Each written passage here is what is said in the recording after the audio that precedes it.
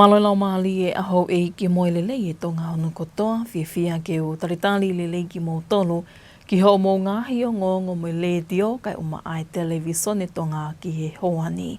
I he wakaikoia ki ngahi ulu i o ngongo. Whakafuaka vai i he pongpongi o ahoni ai pule anga foo i he ene ulua ki whakataha kabineti ko e kau minista o ene awhio. Whakatotolo e kau polisi ki e hia e ua tua ki i koe hia tā mate, pea taritari lelei e ngāhi poto ngāwe pule anga ho nau kau minista fo o ki he ta o ngāwe e whā koe ha kaho ko mai. O guta i pe ngāhi tala noa kehe ana iange, pe hea e ta wakai ki ngāhi o ngongo meihe mala e oi sipoti, kai uma ai wakai ki to o ngā oi ea. Ko e wakai lewa ene ki he whakai ki ko au liliani polutele. Na e whaafuaka vai i he pongponge ahoni ai hou e ki minista e toko hongo fulu me he toko hongo fulu mātaha o e kabineti.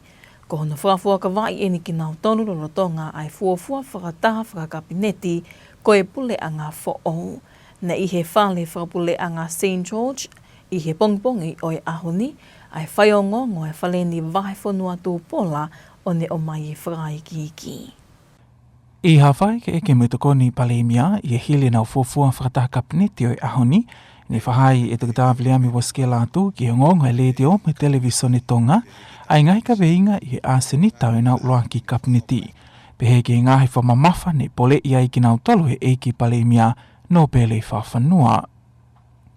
Koe mea lahi pe ahoni e kono whawhiloa ke eki palemia ai ho me mi pa kabineti pe ai kai ngatai he fuakawa ka koe fai pe ai talanoa i ata whalahi pe ki ngahi fotutu o ku lau mali rei ka ek paremia pe mo vision ki fonua whakalufua kono whakai ki e toki fai hono a ene toki mea ki he ngahi whakata e hoko mai koe e kabineti ka koe mea lahi pe koe whakamamafa e ek paremia koe ho ek minista e kabineti koe kakai o whe mau ke nau mau ai mo ui lo tolu. Urua ki pe koe whakapapau i o kunau tauhi ai otua o ku mo ui pea koe whanua tongani koe whanua na e tuki langi pa koe whanua na e lotu kono ua pe koe whakapa-apa. I he wha i ka viko la e whanua ui ai e loto to koe o whanua koe mamahi i mea koe whakapa-apa.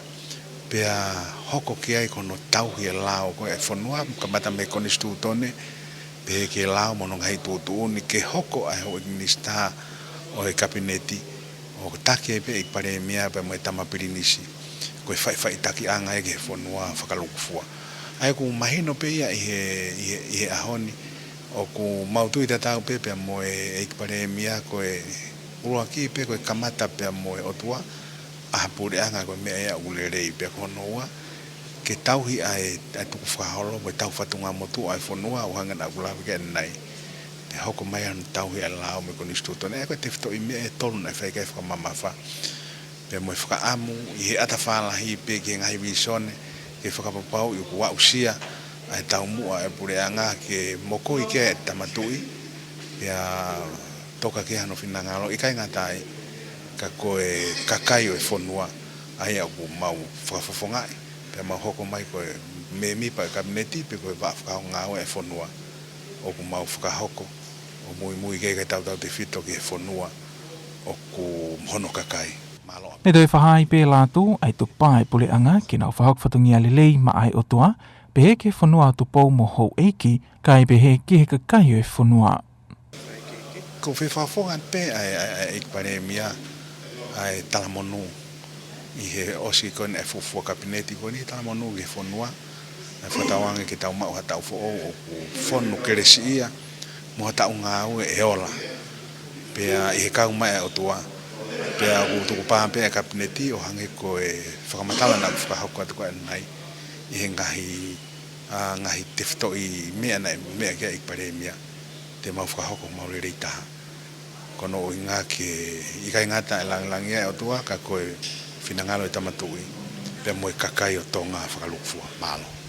Lotoa ni uk mahino me toko hongo fulu ni whawhakawa i he pongpongini e toki whakakato hono whakanofo toki tāta ni ela fusmalohi ki he lakanga minista whanua savea mo i ngahi koloa whakainatula i he pongpong whalaite o i wikini.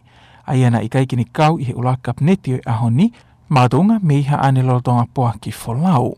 Kai ke he ko hono whawhakawa i koe ni e toko lahi e kau minista o i kapneti mo i nao fufua whataha kapneti o i ahoni ko hilia ka kato ki aneafi a hono whakanofo ki nau tolu ki ngahi pot ngau e taktaha. Ai ni whaos aki a hono whakanofo e tokoni palemia taki tāwliami waske Latu. Ko e minista ia e pot ngau e o e whamau anga pa mo minista e pot ngau e whatau aki mo e lawhalakalaka wha ekonomika. Pehe ki hono whanofo e minista e pot ngau e ngowe mo minista ki e pot ngau e tautai a wiliami siswha. Ne whahoko pe hona wau whakanofo whatau osi i hona apinof anga pe i fasmo e afi mo vaini. Mai no pe foki hono whafua ka vai ko eni o hau eiki me mipa e toko tahataha i e kapneti fo ou. Ko e nau whetongia ai kapneti motu a i e ka kato e nau whahok whetongia hili e whirilahi na e whahoko e ahua noa o novema e ta uko o si. I he ka kato ko ia e uluaki kapneti ne hoko taipe ki he uluaki i misita o nau tolu e kau minista fo ou e kapneti. Pe ak mahino pe ko e nau whahok whetongia i pe eni i he wikeni i o nau ngahi pot ngau e taktaha i he tau whalealea wanoa waono ki he wanoa ua hiva. Mai angonga le tio me televisione Tongatapu me loto Nuku'alofa ko au wahi whanua tū Paula.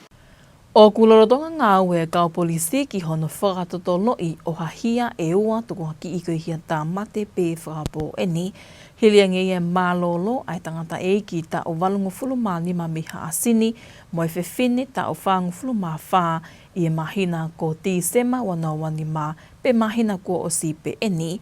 Ko hono whakaha eni mi he toko ni komisiona polisi te vita wailea ki o ngongo ai ledio mo e televisione Tonga i e hoa tau ai ahoni hilia nge ka kato ai sula ne whakahoko ki he sino o yongo pekiani. Ko e whakaiki mo litea tau kapo. Ko e ngohia ke pe eni ni hoko i he mahina ko o si. Pehe e te vita wailea, ko hia uluaki o kwhelave i a moe mālolo ai whiwhine tau whawha ne iloa ko lile pō male ai ne li pōti ki he potngai polisi he aho uluaki pe o tīsema. Wawis ko e tūnga na ia e pekia i hono mau, e mahino o bito ko lau aho, ai pekia ko e nipe na e pau ke patatari ai ngā ue ki hono whahoko ai postmortem, pia na lava o whahoko ai postmortem, pia whahataa sino ko e ni ka e matunga e ripoti ko ia ai Tongatapu ko e pathologies, o kuia ia ngai makatunga i ke oko te whatotoro, ai o ku tweet pe ka polisi ko e whatotoro honu whahoko ko e homicide investigation. Lolo tonga eni, ne tole ko te pot ngau e polisi e mo ui e tangata e ki tau walunima miha asini, ne mau atu ko ni osma lolo. Aia ne le koti e hiani ki e potu ngau e i aho tāwhitu o tīsema. Ko e pekiani ko se miskata. E ngau ati ka polisi kiai o mahino pei a takai o pekia ko ni o ku ia ngā whailonga o hanga rikehi. The suspicious, pe hoko tuleva ai ngā ue ia mi whatotoro. O a oe ki hatu unga na e pau ki whahoko ai hono wakai, whakatoketa ai sino ko ni, pe koe postmortem. O whapapau me ia i koe ai ngā mātu unga ke hoko atu whatotoro i tuunga koe tui koe homicide. Koe tunga kurotonga ia i taimini, ke hoko atu e whatoro atu tunga aue, pe ko whatolahi atu haka unga aue, o ha menga aue, i he kau polisi koe ia e wahenga hahake, i whahoko ai ngā aue koe ni, o whilawe i tomo pekia e tangataiki kau warunima koe ni. I he lolo tongani, o ku te eki malawa ke puke pe whaka iloha taha o whekau aki moyongohiani. O ku kole ai mi he potu ngā ue ki a taha pehani ihi, o ku nau mao ha whaahinga whakamatala whekau aki moyongohiani. Ke whetu utaki mai ki apitanga polisi o whitaha, pe koe telefoni hiwa uoua ke tokoni ke whakatotolo o nau whakahoko. Ma ai o ngonga le tio me televisione Tonga, kualitea tau kapo. Kua kamata ai whaifolau e waka ai pole anga pia ngaholo e nau ngawe i he mahino kua iai ai kau minista ki whakakato ai ngawe ai ngahi poto ngawe ai pole anga. I e tau e whā, peko e tau e whā ko ia kahoko. Nā e taritari le le iai e he egi tau e kau tau ene awhio, pili katia no pele whila kepa, pe heki he pule leo leo o e poto ngawe ngahi ngawe whakatipolo me tika a ene awhio, i lai sipa alipate e tama pili nisi kalau ni tupo toa ulu kalala koe minista o e ongo poto ngawe ni. Vai whanua tūpola mo i whakaiki. Ko hono taldali eni he ongo pule ngāwe e pot ngāwe ai tama pilinis kalauni i hene hoko atu i lakanga koe minista o i ngahi ngāwe whatipolo me tika pe mo i kau tau a ene awhio. I he mea e ki tau no pele whila kepa na ani whahai e poupou kakata e tau malu i whanua ki he taki ai tama pilinisi. Tala monua atu ki he tama pilinis kalauni e ki minista ke ongo pot ngāwe. Ke whatongia ta mo e whalala e ne awhio ko tuku he whaitu una. O whakekawa e ki tataki o whatongia ki he lelei a tongani whakarufua ka umaama hono kakai. Paka tala monu pia me mātua ngāwe whai whatongia ke ongo pot ngāwe. Tua whanu. Ko e tatale wa eni e he pot ngāwe ngahi ngāwe whatipolo me tika ai nini iloa ki toko lahi ke potu ngāwe ki muli ai tama pilinisi i hono whafonga e pule lahi leo leo e pot ngāwe i lai sipa alipate. Whatawangi ki he tui o langi, ki ne hifo ha tāpo ake, ai merino mo e ofa, e whaitotonu, whapupulu ake whetu una. Ui ngā koe whalala ai ne awhio, ko whoaki mai, ai o lākanga koe ni ke whetu una. Koe ahoni, ko whaila e lompeau. Tau mau kei kūnima, mo whakaunga atu, ki haangi mei tau mua. Ke mau wakai ki he, wakai koe, he pe he hono anga whai. Mau wakai ki he, wakai koe, he pe he hono anga whai. O mau luwa koto ato mau wiwi, o mau loto, o mau ngai tale ni ti. Ke whataki aki, ai mai moa, ai whetu unu. Mai no pe foki ko e hoko at peeni e tama pilinis kalauni i he lakanga minista o e ongo pot ngā weni hiri hono ulaki fotu uia i sānuali e tau kua osi i e whahok whatungia ai kapneti kua osi. Kai kehe ko e ongo pot ngā weni e ngahi ngāwe whatipolo me tika pa mo i kautawa e ne awhio ko e taha ia o e ongo pot ngāwe mahu inga e pule anga. Ke o hiok te taki pe me heni ai ngahi ngāwe whatipolo me tika mo tau malu i whanua aho tau pule anga whakatu ini. Mai ngonga le te o me televisione Tonga, ko au vai whanua tō pola. Mei he whamau angalahi na e tau te hangai pōpula tau e taha ai mata pule ko timo te ka fusi ki e hia ko e whakatupola vea lahi. Ko no tau tea eni e whamau lahi kaoli keisi, hilia ngeia ai tali halaia ka fusi ki he hia ni. Ko ka fusi ko e kau ngā hia ia o e peko ni ihi eni, ko lupu, ni nā whakahoko ai ohofi ko ia ki he toko taha lao ngā pē mamahi. Ko e hia koe ni ne hoko ia i a kosiwa no wa whahili e whanonga i whailoa i he pouli o i aho ko ia mo i toko wa kehepe ki he apino whaanga o i toko taha lao ngā aia ko alifeleti kai lea. Ko e whanonga koe ni ne os ilo whakapapao pe e he whailoa ko e ne whanonga ki he api ke sao ni i pe tā a kai lea tu o ngā mea tai whemahino aki ne hoko i nā wā ki mua. I kai ngā tai ne osi i ai mo e nau nau mea mahasila i he tokoua ne nau whanonga whakataha ko e whakatau mua pe ki hono ohofia ki ko iau kai lea.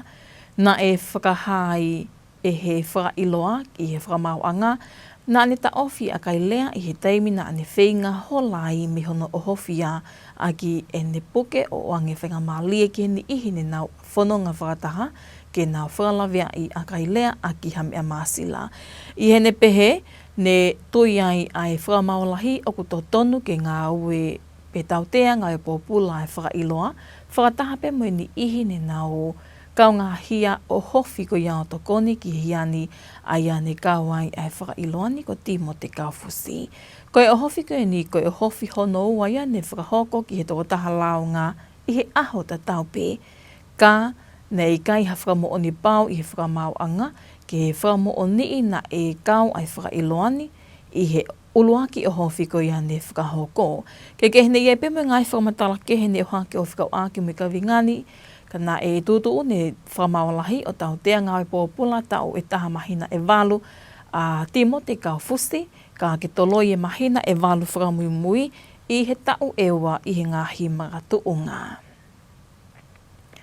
Neongo e lahi e ngāhi pole o ku whengaha ngai moi halafononga, o he wheinga ke whakawhepaki i o he wheriri waki o i ea, ka kuke i aipe ni ihi o ngā pole ki ngā weni, ke hiko e nau maho i ngā ia i he wheinga ke ta off USC a mamani tupu me i he wheriri waki o i ea.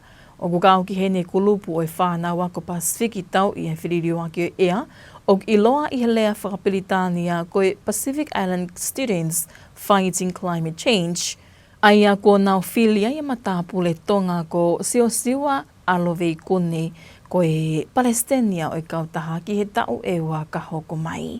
Mark Ake mo e whakai ki. I he hoko koia siosio vei kune ko Palestinian e PISFCC, o kune te take ai whakahoko whatongia kulupuni i he tau ka vei ai whakawhepaki ai whiriu ake o ea mo i ngahi ngāwe ke te koni ke ngahi whono Pasifiki i he ka vei ngani, tau te whito eni ke hire nau i kuna kawhakafa i he nau whainga ke tuku mai me he whakamau anga whakawahepuli anga peko International Court of Justice hato koni whakalao peko Advisory Opinion whelawe i mo whiriu ake o ea pe mo totono i tangata o a usia i eni i he tauku o si i he tutu uni ICJ o iei whatongia whakalao e ngahi whonua lalahi o ku nau tuku atu ngahi kasa kona ke atakai ke whakasisi ai nau tuku wangi atu ko ia o i ngahi kasa kona koe ni pe au kuwhe mau foki ke nau toko nia mo whai poupoua ai langa hake ngai whonua iki mo masiva angi o ku nau fua ai kanonga tamaki o e whidiriu aki o ea. Na e whiria vei kuni ki he lākanga Palestini he whakataha lahi whakatao e PISFCC i he aho wanoa o Tisema o whakahaya e tahe kau me mipo e kolupu me i Tongani ko Sebastiano Pateresio koe maka maile maho ingani ma e waa e kolupu i Tongani pe ako ne whakatua merie ki he taki ngawe vei kuni i ngahi ngawe e kolupu i he tau e ua ka hoko mai. Koe hoko gane asio vei kuni koe Palestinian Pacific Islands Fighting Climate Change koe mea whakasori ia ki Tongani, kai tātou te whito pe ki he organisation, koe kato fōfua Tongani, ko ne hoko ke lakanga gani ai organisation, pia ko ne hulu mai ai confidence koe moe whalala koe o ku mau he kautaki koe ai organisation kia siwa, ke ne ngataki ai kautaha ki he tau e ua koe ai komna ke hoko mai. Au ne whaha mai ai tau kei, ka te heke poto ilo o mai siwa, ke nga tataki gani ai organisation ki tau e ua ka hoko mai. Koe kulupu PISFCC ko toko lahi taha koe whanau ako lau, pe nihi ko kakato e nau whenga ako lau me he University Pacific i Tonga, pe ako mei ke whakate whito e ngahi ngau e kulupuni, i tawha ake whakalau o e whakawhepaki o e whiriu aki o ea, pe he whakamatala a Pateresio, koe ngau e mahau inga ako hoku atu ki kulupu i he lorotongani, koe whenga ke tokoni mo poupou ki he ngai whonua o mamani, ki he whakaaunga e tokoni whakalau ko tuku mai me he ICJ. Koe tau o si poki na si wha o nea sumai poki ai tūtoni whamangalahi o iai ai ngahi whatongia o pau o te mau ke mui ngai whonua, lahi o mamani whekau kone muna tau i kone ai climate change pa koe review climate change pero pau lewa ke mui pau ke ngai whatongia koe ia malawa lewa ke iai ngai tau pia whakalao i hoko mai ki ngai whonua koe ia. Koe ke sio koe koe lele koe tauni au mau whakaamu lewa ke sio pe wanga whewhe lewa hanga e kautaha o whakai ai ngai whonua koe i mamani rai tātua whito ki he Pasifiki ke no Moimoi ki pau koe ki he tūtu one ne whahauka mai koe whamau ai koe tau ni tau lava lewa sio pe Moimoi pe ko lava nai e ngahi whonua lalahi o Moimoi pau ki he ke tūtonu ko ia pe lava leva siua o tatak leva ai kautaha na lao pofa ai ngai whonua ki na Moimoi pau ki nau ngai whatongia. Kai ki he hoko koia a veikune ki he lākanga whapalesteni o e kolupu PISFCC o kai ke whau ia ki he ngai whatongia ai PISFCC he kua wholoa tau e ne hoko koe me mipa e kolupu pe ne whakawhawhonga i atu PISFCC kai pe heki tongani ki he ngai programa ngawe whakavahe polianga whelawe i mawhediriu aki o ea. Na e uki ai pe e pateresio e te utupu e whanua pe ko hatahagu fie poupou ki he ngawe maho inga whakahoko e kolupu PISFCC e malawa pege nau hoko ko hame mipa o e kolopuni i tongani. Mai re tio mo e televisione tonga ko au Mark Ake. Ko e unia ngongo whakaloto whanua ia ki e hoani ko ngahi o ngongo me malai o e sipoti hoko mai o kahili ene mo pia auli.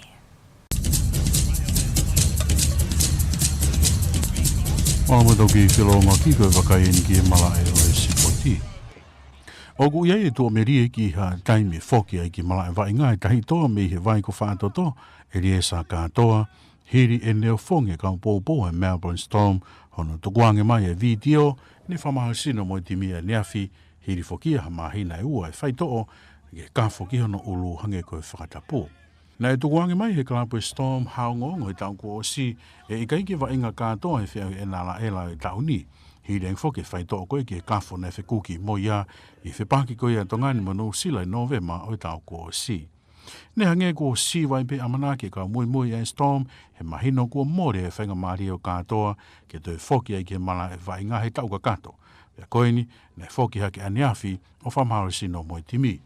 Kare tonga vei ua e ka hao kātoa he ne i he whanamaki i ao kalani e wike e ua pe whoki ki meri puani o tukuangi mai he Storm i novema i tau ko o si e ngongo e ikaiki wa inga i whiau tauni. Pe hange kua nofo i re renga i peha ne toi whoki o whaari ari he mala e pe mai kalapuni. Pe neongo ku te kiai ke li liu he kalapua e tōtu uni koe ki a kātoa, ka ku hoko i video kua tukuangi mai ke he whamasino koe e timi, koha amanaki le rei ia i he taimi wawe mai haine whoki ki he mala e vai ngā. Na malawa ke whakatoa i he video koe ni e lawa ke Moimoi lelei au pito kātoa i whamasino e timi, neongo koe sekoni pe e taha fitu. Ka umahino ku i kai ha mea kene le vei ai whawhau e tahi toa be he whoi one hane toi whoki ki he mala e o mirimiri sino. Rotonga whoki ke tuk te ringa ka upopou e Storm ki he tuunga e iai hali liu e tūtu oni koia e tukuange mai kalampuni e talaki whoki he pure lahi Justin Ross ki he tau ko si i meripoane o ku atāpea e matapā pia ke iawa peia ki hano li liu e tūtu oni koia kua nau whakahoko ki a kātoa.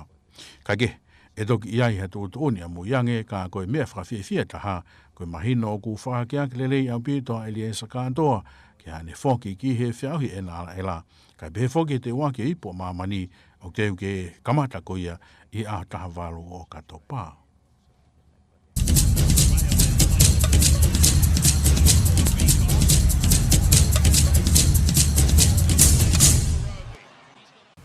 Ko e wakailewa eni ki he tuunga o e ea i hono tuku mai me waawakai matangi a Tonga i whaamotu mo petelo taulaki. Malaila o maari ai ho eki mo lelei a Tonga kotoa, taile mo tuke whahako te tau whamatala ea ko ia ki he efi a whini. E kei hoko tai peta o tala no Afrika o aki mo i mawhana pe koe vela ko ia o ea tupe ia me ke tau whaiwhanunga atu mo i alo maari e pe koe mamata ki he fofonga ko ia o e laa. Tuke anga taime ni wahangi uha tumato i ngai wheitu pe ni, pe wanga maheni pe ia i he tau whaiwhanunga ko ia i he wha i tau mawhana, ai vela mo i mawhana ko ia o e ea. Ngai hoko kona tau toksi tua mi aina e lahi peke alo maari e kotoa ko ia o Tonga e waka koe ke mi satellite. Ai ni makon ka hoko mai ka matatua pongpongi kei toka pe alo maari e koe ni. I he o Tonga au kene ke o mai hawiri wangi mei he toke lau hahake. Ai o toke lau hahake koe ni o mai ha ea oku mawhana pe hau mawhana ke kotoa Tonga. Lok whai siat ki alo tamaki uha koe ke whakatonga hihifo, whafufua ke ngā unu hake ia. ki he whaasinga e wike koe ni, tupe me alo maari ko ne teke hake. Ka pate mo mea mai pe, ko mata pe ke holo ate marohe alo tā mai ki uha ko ni hau ke whaatonga koe o Tonga. A koe ne tō hake ko ia ki e ria wawa o kai pe he ki hongo ni ua. Ka mata ki toi māma alohi mea te nia mai halolo lahi a ngai taimi. Pea moa mana. Pea ka mata pe ke alo maari e atu ki he whakatonga koe o Tongatapu mo eua. Ka mata anga koe ia oe wike kaha o. Ko e whiawhini lahi peke alo maari e kotoa oi o Tonga, tuke hanga whangi au awhia ngai taime ni mua whangi uha tu mo tō ki he konga pēni e o Tonga, ka hawiri wang mehe toke lau hake une ke o mai peha ai e au mawhana. Mai te tahi ngofuru ke taha nima ki he ho ua. E pako tāna koe ne mawhana i maulalo taha koe maulalo taha ne lawau ke ai koe tikri se siasi e ua ono ki he ua fitu ki he kotoa pe oi o Tonga. Ka ko a pongi tau ka mata tuka pongpongi e lahi peke alo maari e mamata ke fofonga la aho vela pongpongi ki he kotoa pe o Tonga. Pea iai mua ngahi taimi ni hawhangi ua tumo toko hawiri o kuwangi iki, holo malohe hawiri o wangi iki, pea mo whiangi aki.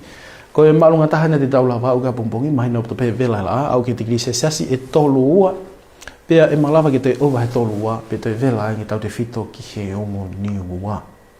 Wakai koe ke ngai vai whonua ko Tongatapu mo eua o awhia pe i hangahi taimi. A koe toenga koe ngai vai whonua koe o Tonga mamata ke fofonga la vela la a. Pea whainga maari e gai moha uha tu mo tō ke e lia ko niwa whaope o niwa Tongatapu au wari hala nu polo atu koe ni. Ka pate mo mea mai pe kia whainga maari e pito ke hau whangi uha tu mo tō wai. Taimi ko ia ai tahi whatonga i angi e tau maari e tahi i he pōni tohe ngofuru koe ke tātaha mātoka pongpong toi nima koe ki he ono. Hopala o simite ono koe ia me ono, tokto e whiawhi pongpongi o simite ua fitu koe ia me fitu. Hopa mahina i he pōni o si ua hiwa koe me ngofuru, pe tokto ia a pongpongi ai pe, taina tau pe i pongpong koe ia a pongpongi. Ani magoen ka hoko mai ki Nuku'alofa whae tokanga at ke whalai te e malawa ki e iai ha mana i pea lololahi a ngai taimi. Pe toku whaau peke alo maari te tōna ki, ka pehe ke sāpate mo te ka hawiri o wangi me he tonga hake, e ki hau mokomoko angia he taimpo uri. Kai ke he kei whainga maari e pito ki hawhangi uha tu moto i he moni te, hangai wakai ati ai. Ko e marunga taha e au i he taima hawa au ke tikiri se siasi e tong noa ki he tolu taha. Ko taunga tanga pe ke whiawhini, whataongi ke mō mauha i whiawhireri. Ko e tuunga ia o e ea, ka ki mo a pia tau mawai tau te wakayangi peheni ki ngahi ulo i o ngongo. Whakafua ka vai i he pongpongi o e ahoni ai pule anga fo i he ene uloa ki whakataha kabineti ko e kau minista o ene a fio.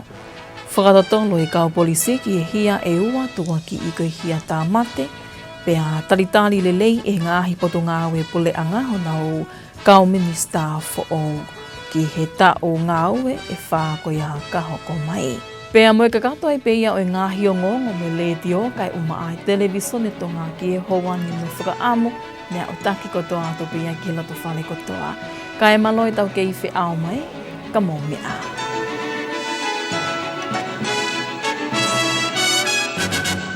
Good evening and welcome to News in English with Radio and Television Tonga for the hour.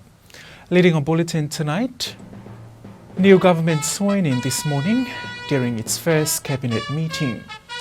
Police investigates 2 homicide cases from December, and Tongan climate activist Siwave Kune elected as the president of the Regional Climate Change Action Group, PISFCC.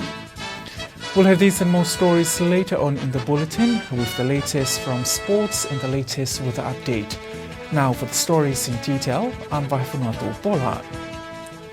The new cabinet held their first meeting this morning where 10 of the 11 ministers were sworn in. More on that story with Betty Blake Ilola here. In an interview with the Deputy Prime Minister following their first cabinet meeting today, Dr. Viliami Waske Latu told Radio Tonga News that the Prime Minister urged Cabinet to focus on 3 guiding principles: to put God first as the foundation of their work, to uphold the law and the constitution of the country, and to serve His Majesty the King and the people of Tonga with integrity, demonstrating leadership that reflects strong role modeling. Dr. Latu also confirmed the government's commitment to carrying out its duties faithfully to God, to the Kingdom of Tonga, the King and nobles, and to the people. The swearing-in process follows the minister's inaugurations yesterday. However, the inauguration ceremony for the Minister for Lands, Dr. Daniela Fusmalohi, will take place on Friday morning. This new government replaces the former administration following last year's general election and will serve as a 4-year term beginning from today. Reporting for Radio and Television Tonga News, I'm Betty Blake, Ilolahia. The Ministry of Police is currently conducting investigations into 2 alleged homicide cases following the deaths of an 85-year-old man from Hasini and a 44-year-old woman in December. This was confirmed by the Deputy Police Commissioner Devita Vailea to Radio and Television Tonga News this afternoon after a post-mortem was completed in both cases. More on that story with Lidia Taukapo. Deputy Police Commissioner Devita Vailea says these 2 homicide investigations are 2 different cases. The first case is related to a 44-year-old female known as Lili Pomale, which was reported to the Ministry of Police on December the 1st. Vailea says the post-mortem concluded that the injuries to the body of the deceased were suspicious, leading to the police and Ministry of Health ruling a homicide investigation into the matter. The second case was related to the discovery of a body which was reported to police on the 17th of December. The investigations discovered that deceased was Semisikata, an 85-year-old man from Hasini. Following the post-mortem, police also opened homicide investigation into the case. Both investigations are ongoing, but police have not made any arrests or charges so far. Vailea has called for anyone with any information regarding these 2 cases to please report to the nearest police station or contact 922. Reporting for Radio and Television Tongan News, I'm Lidia Taukapo. With the inauguration of the cabinet ministers yesterday, several of the new ministers also got the opportunity to officially meet with their ministry for the first time. But for His Royal Highness the Crown Prince Tupotua Ulkalala, the official appointment under this government sees him continuing on the roles as he held under the previous government. Mark Ake has more. His Royal Highness is the only member of the previous cabinet to maintain his portfolio, and so he was officially appointed Minister for His Majesty's Diplomatic Services and His Majesty's Armed Forces as part of this new government, but he is essentially continuing in a role he has held since first taking office in January last year. His Royal Highness Crown Prince Tupotua Ulukalala has been warmly received as Minister for both the Ministry of His Majesty's Diplomatic Services and His Majesty's Armed Forces. The welcome was led by the Chief of Defence, Staff Brigadier Lord Filakepa, alongside the Acting Secretary of His Majesty's Diplomatic Services, Ilaisipa Alipate. This formal welcome marks the Crown Prince's continuation in overseeing 2 of the government's most critical ministries responsible for Tonga's diplomatic relations and national security. Speaking during the occasion, Brigadier Filakepa reaffirmed the full support of the Tonga Defence Services for the Crown Prince's leadership, emphasizing their commitment to working closely with His Royal Highness. His Majesty's Diplomatic Services also expressed their support through Acting Secretary Ilaisipa Aripate, highlighting the staff's commitment to deliver all visions and missions of His Royal Highness within the ministries.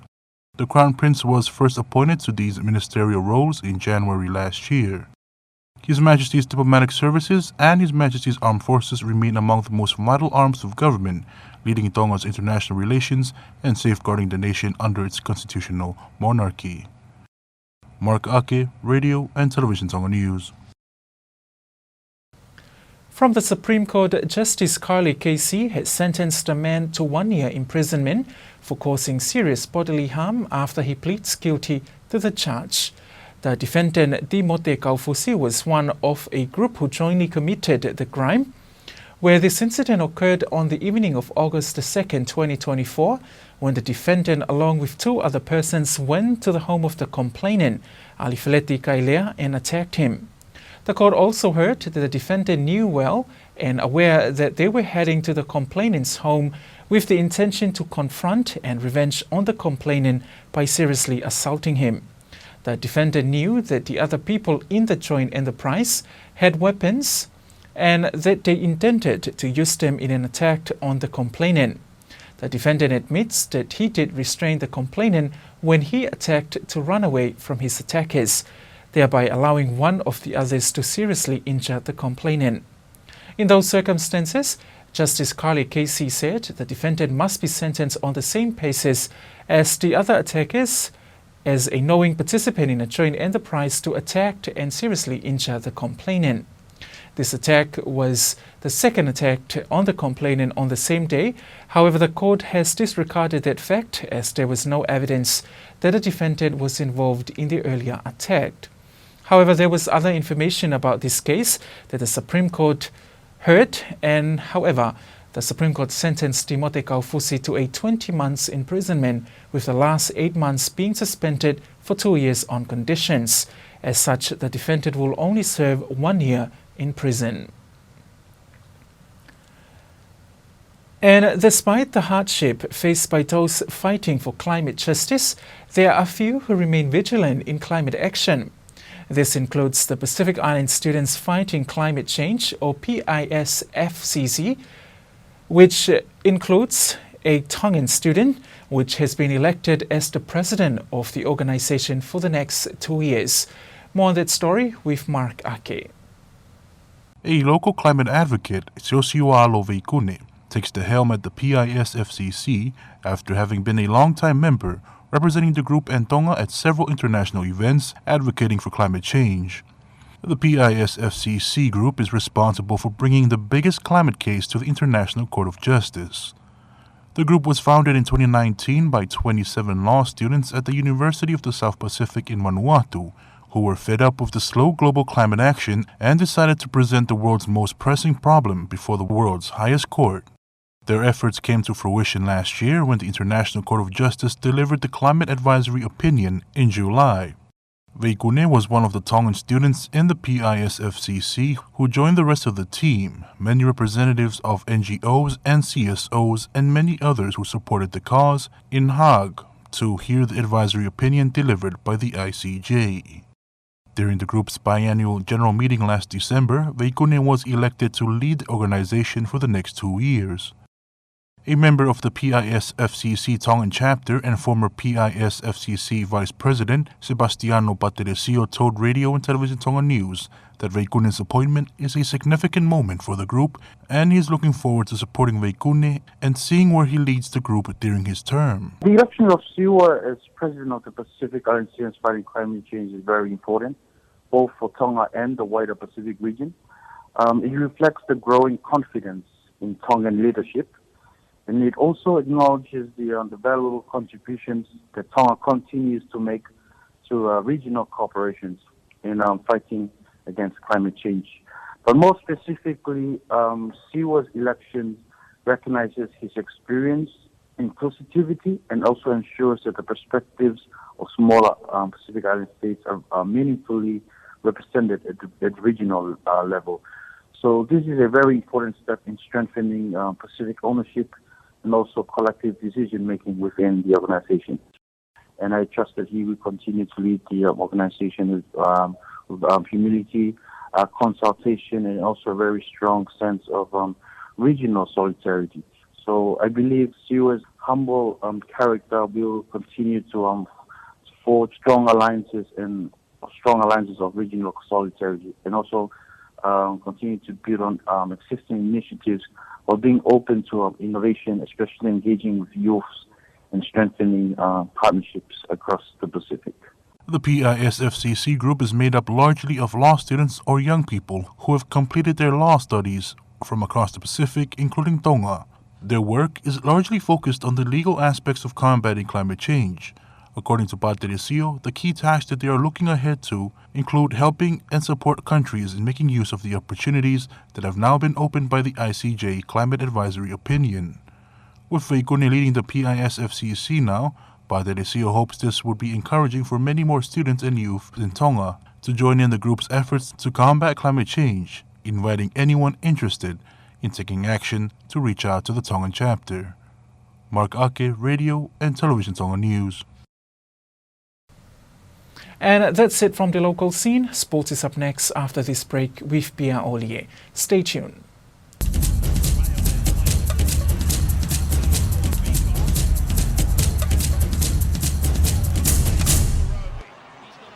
Welcome back in sport. The Tongan Rugby League star Elisa Katoa has returned back to training with the Melbourne Storm team just 2 months after undergoing brain surgery. This follows footage of Katoa training together with the team after it was shared by the Storm yesterday. The images of Katoa has brought joy to fans across the country.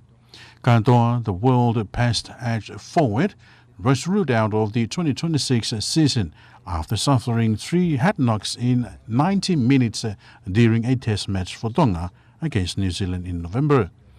He suffered seizure activity on the bench and was rushed to hospital for surgery and has spent 2 weeks in an Auckland hospital before being cleared to return to Melbourne. The Storm announced in November that he wouldn't be available for the upcoming season, but Katoa has been posting encouraging updates on social media. The club recently released a photo and video of him training where he did ball work, ran and cycled. There's no indication he'll return this season, but Storm CEO Justin Roski hinted the door is open.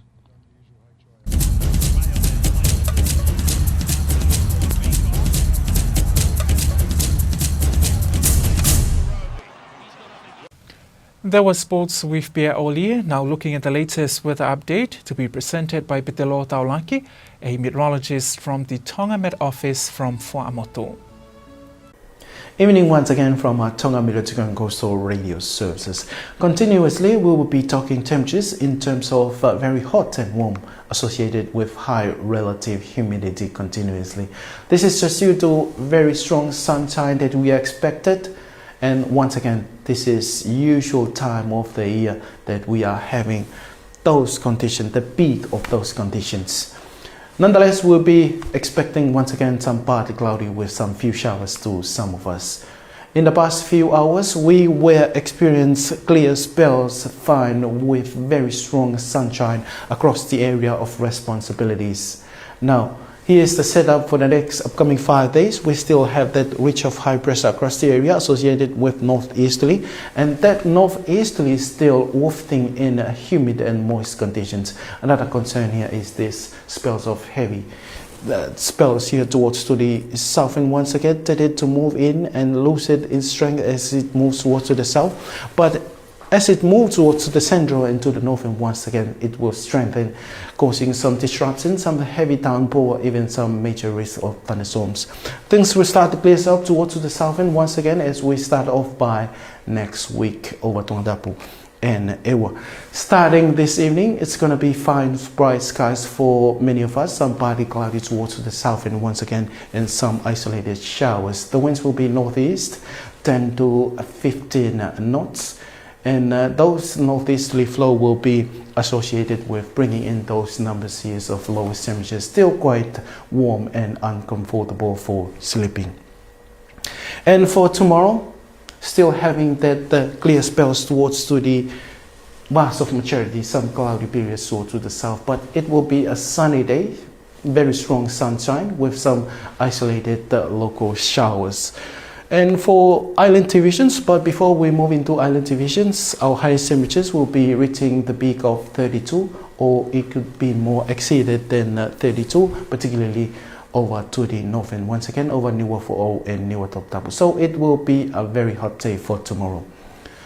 So for island divisions, we'll be having partly cloudy or even a cloudy day for the south and once again over Tongatapu and Ewa, and for the rest, they will be experiencing blue skies, very strong sunshines with some local showers, but particularly over the north and once again over Nuku'alofa and Tongatapu, as it's shaded here by light blue colors.